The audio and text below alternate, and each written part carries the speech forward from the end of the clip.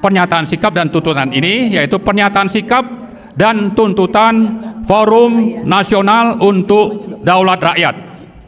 Setelah mengkaji dan melihat perkembangan situasi dan kondisi negara, bangsa, dan kehidupan rakyat dalam beberapa tahun terakhir, kami yang tergabung dalam Forum Nasional untuk Daulat Rakyat atau FNDR memutuskan untuk menyampaikan pernyataan sikap dan tuntutan.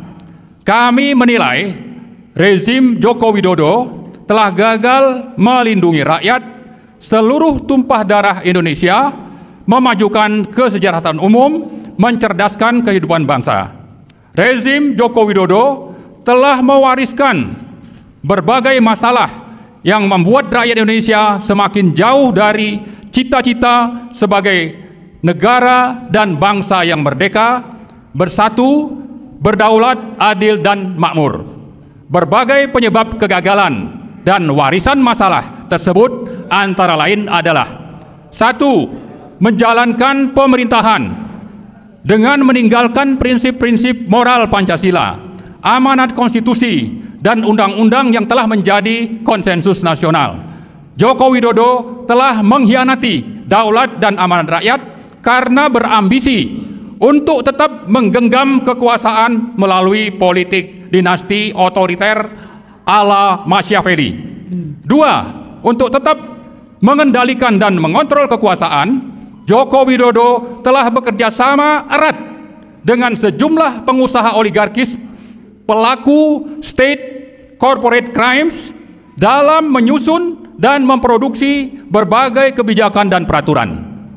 Bahkan untuk melanjutkan berbagai agenda oligarki, Joko Widodo diduga kuat mengendalikan dan menguasai Presiden Prabowo Subianto, termasuk dalam menyusun anggota Kabinet Merah Putih. Pada Pilkada 2024, Joko Widodo telah memanfaatkan tangan Presiden Prabowo untuk mengendorse calon-calon tertentu bagi pelanggengan kekuasaannya. 3. Salah satu kejahatan politik otoriter syarat KKN oligarki Joko Widodo adalah menempatkan Gibran sebagai cawapres Pilpres 2024 dan disusul dengan praktik yang sama untuk memenangkannya dalam Pilpres 2024. Padahal di samping inkonstitusional, pencawapresan Gibran telah tidak memenuhi syarat etika, moral, dan ijazah pendidikan. Gibran telah melakukan perbuatan tercela terlihat dari aktivitas akun Kaskus Fufufafa, amoral, yang mestinya diproses hukum, bukan malah dilantik menjadi Wakil Presiden Republik Indonesia. 4. Pembusukan partai politik di satu sisi dan politik sandra ala sprindik atau sprindik Joko Widodo di sisi lain telah menjadikan DPR yang semestinya menjalankan fungsi pengawasan berubah menjadi endorser kebijakan pemerintah yang merugikan negara dan rakyat sambil memainkan politik sandra. Oligarki Joko Widodo telah menyulap hukum menjadi kepanjangan tangan politik yang berkhidmat kepada kekuasaan oligarki, di mana negara hukum telah berubah menjadi negara kekuasaan.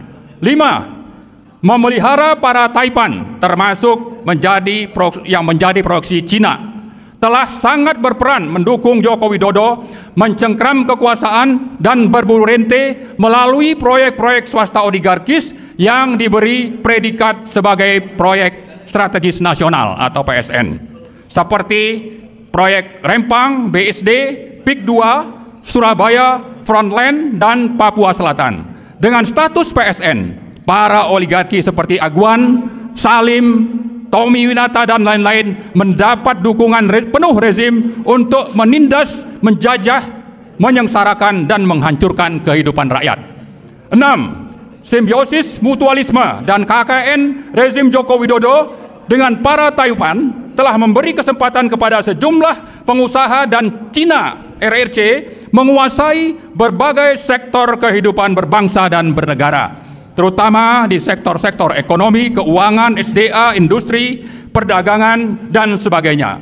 Hegemoni dan penjajahan senyap ini telah menjadi ancaman serius atas pertahanan kedaulatan kemandirian dan ketahanan nasional Indonesia ke depan. 7. Pelanggaran HAM menjadi kejahatan sistemik rezim Joko Widodo. Tewasnya 800-an petugas pemilu berakhir tanpa proses hukum. Padahal Perhimpunan Kedokteran menyatakan kematian tersebut bukan karena kelelahan tetapi by design. Peristiwa pembunuhan 6 orang pendemo Bawaslu 21-22 Mei 2019, pembantaian 6 laskar pengawal HRS, hingga kasus Kanjuruhan yang menewaskan lebih dari 300 orang rakyat Indonesia adalah pengabaian kemanusiaan dan bahkan bisa disebut sebagai rekayasa dan kejahatan politik. 8. Lahirnya Kepres nomor 17 2022 tidak menjelaskan siapa kelompok yang mana yang telah melakukan pelanggaran HAM berat dan siapa yang menjadi korban.